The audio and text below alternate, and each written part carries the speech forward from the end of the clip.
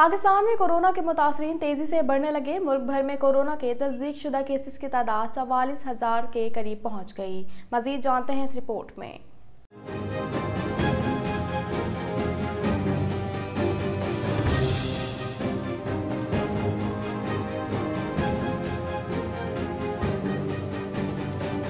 National command and operation centre के ताज़ा तरीन आदादोशुमार के मुताबिक गुज़िश्ता 24 घंटों के दौरान 1,841 नए केसेस रिपोर्ट हुए। पंजाब में 15,974, सिंध में 17,241, खैबर पख्तूनख्वा में 6,230, बलूचिस्तान में 2,820, गिलगित बल्तिस्तान में 550, इस्लामाबाद में 1,034, जबकि आज़ाद कश्मीर में 115 केसेस रिपोर्ट हुए। सिंध में 280, पंजाब में 273, खैबर पख्तूनख्वा में 334, गिलगित बल्तिस्तान में 4, बलूचिस्तान में 38 और इस्लामाबाद में 9 मरीज जान से हाथ धो बैठे। अब तक 462 अस्पतालों में करंतना मराकज़ में मरीजों का इलाज जारी है। उन अस्पतालों में 7,295 बेड्स का बंदोबस्त किया गया है। बलूचिस्तान में दहशतगर्दी के 2 वाक़यात में 6 फौजी जवानों समेत 7 अफराद शहीद हो गए। मज़ीद तफ़सीलात जानते हैं इस रिपोर्ट में।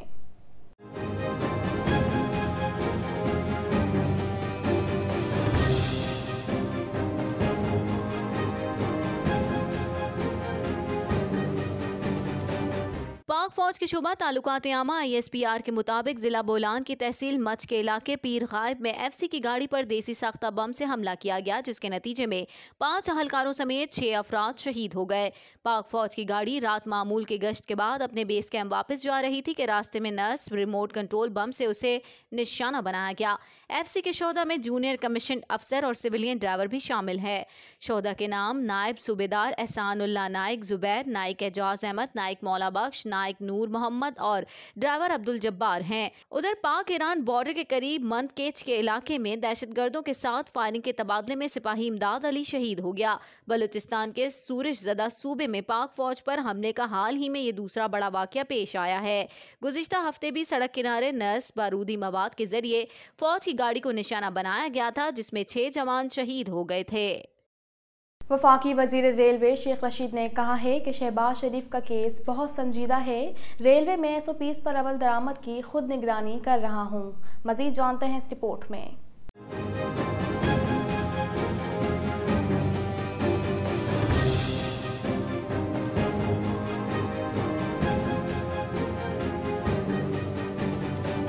पेशावर में सहाफियों से गुफ्तगू में वजीर रेलवे शेख रशीद का कहना था कि ट्रेनें चलाने की इजाज़त गुज़िश्ता रोज़ मिली। पेशावर से 3 ट्रेनें चला रहे हैं, ज़रूरत हुई तो पेशावर के लिए एक और ट्रेन का इजाफा करेंगे। ट्रेनों में 60% सवारियां लेकर जा रहे हैं। मुल्क की सियासी सूरत हाल से मुतालिक शेख रशीद का कहना था कि इमरान खान 5 साल पूरे करेंगे। शहबाज शरीफ का केस बहुत संजीदा है, उनका नाम ECL में डालने का मामला ज़ेरे गौर है। नैब ऑर्डिनेंस में तरमीम इतनी जल्दी नहीं आ रही। 31 मई तक नैब दोनों जानिब झाड़ू फेर देगा। वैसे भी ECL के लिए आप ऑन लिस्ट हैं और आपका केस बहुत सीरियस है और NFC अवार्ड के फैसले पे आप कोई जवाब नहीं दे रहे। और मेन बातें यही हैं, नैब के ऑर्डिनेंस में तरमीम इतनी जल्दी नहीं आ रही और अगर सियासत में कोई चैलेंज नहीं है इमरान खान को। देखें, वो मैं इतना कह चुका हूँ, कोई ज़रूरत। तहरीक इंसाफ के रहनुमाओं ने सिंध में गवर्नर राज का मुतालबा करते हुए कहा कि सूबाई हुकूमत ने कुछ नहीं किया, वफाक मुदाखलत करे। मजीद जानते हैं इस रिपोर्ट में।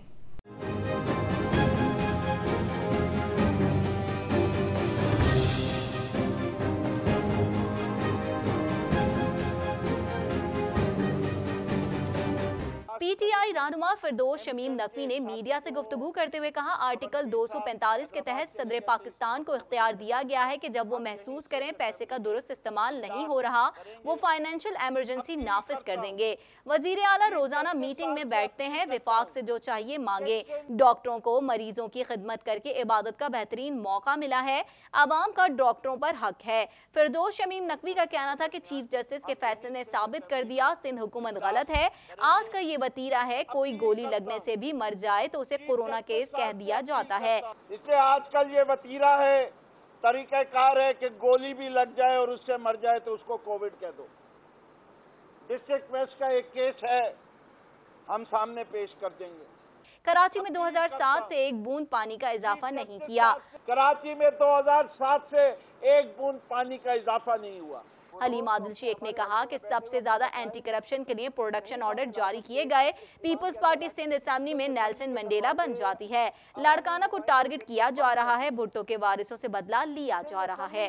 इस्लामाबाद में ये नेल्सन मंडेला के अलम वो पैरोकार बन जाते हैं, जमहूरियत के अलमबरदार बन जाते हैं, चार्टर ऑफ डेमोक्रेसी की बात करते हैं। सिंध पहुंचते ये हिटलर की औलाद बन जाते हैं। सिंध पहुंचते ये हिटलर की बाकियात बन जाते हैं। सिंध पहुंचते ही वो जमहूरियत की जगह डिक्टेटरशिप आ जाती है। सिंध पहुंचते ही सीओडी की जगह सीओसी आ जाती है। 2 बजे के दरमियान हम यही सिंध असेंबली शॉपिंग मॉल्स और तिजारती मराकज़ खोलने के हवाले से अदालत उज़्मा के फैसलों पर अमल दरामद के लिए सिंध हुकूमत ने वफाकी वजारत हेल्थ सर्विस को ख़त लिख दिया। इस हवाले से मज़ीद जानते हैं।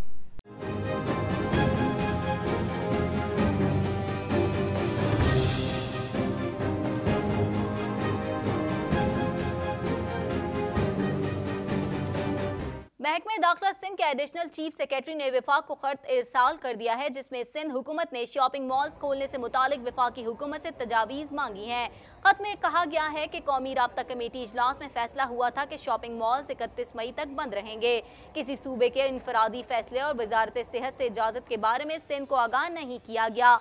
खत में कहा गया है कि कराची में कोरोना वायरस के केसेस की तादाद में इजाफा भी हो रहा है, लिहाजा अदालत उज़्मा के शॉपिंग मॉल से मुतालिक फैसले की रोशनी में फौरी अहकामात जारी किए जाएं ताकि इक़दामात किए जा सकें।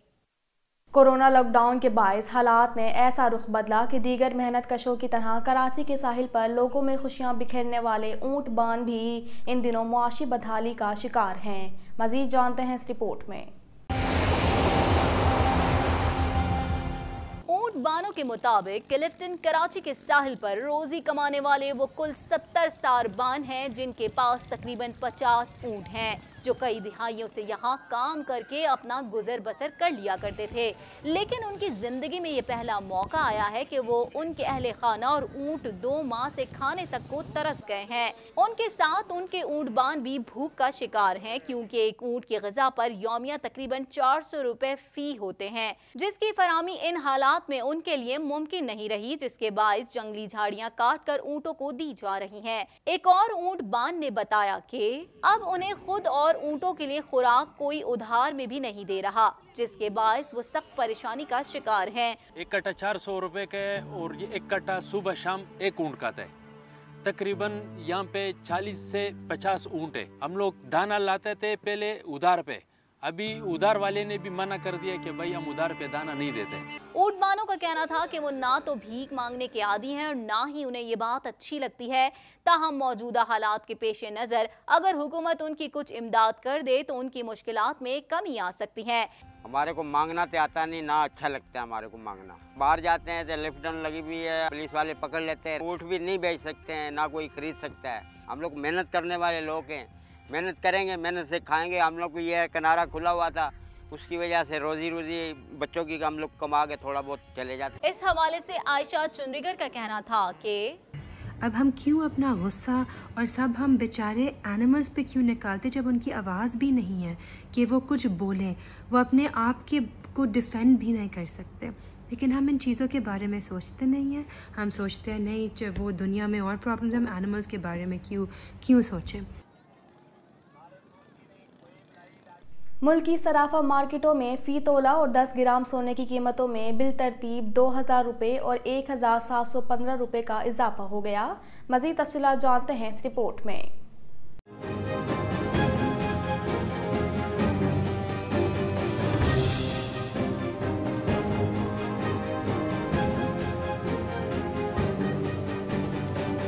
बैनुल-अक़वामी बिलियन मार्केट में फ़ी औंस सोने की कीमत में $43 का इजाफा हो गया और फ़ी औंस सोने की कीमत बढ़कर $1762 की सतह पर पहुंच गई। दूसरी जानिब पाकिस्तानी सराफा मार्केटों में भी पीर के रोज़ फ़ी तोला और 10 ग्राम सोने की कीमतों में बिलतरतीब 2000 रुपये और 1715 रुपये का इजाफा हो गया। कीमतों में इजाफे के नतीजे में कराची, हैदराबाद, सक्खर, मुल्तान, फैसलाबाद, लाहौर, इस्लामाबाद, पेशावर और कोयटा की सराफा मार्केटों में फ़ी तोला सोने की कीमत बढ़कर 97,000 और 10 ग्राम सोने की कीमत इजाफे के बाद 83,162 की सतह पर आ गई। इसके बरक्स फी तोला चांदी की कीमत 50 रुपए के इजाफे से 1,050 रुपए और फी 10 ग्राम चांदी की कीमत 82 रुपए 86 पैसे के इजाफे से 900 रुपए 20 पैसे की सतह पर आ गई। मज़ीद खबरें भी बुलेटिन का हिस्सा होंगी, मगर इस ब्रेक के बाद।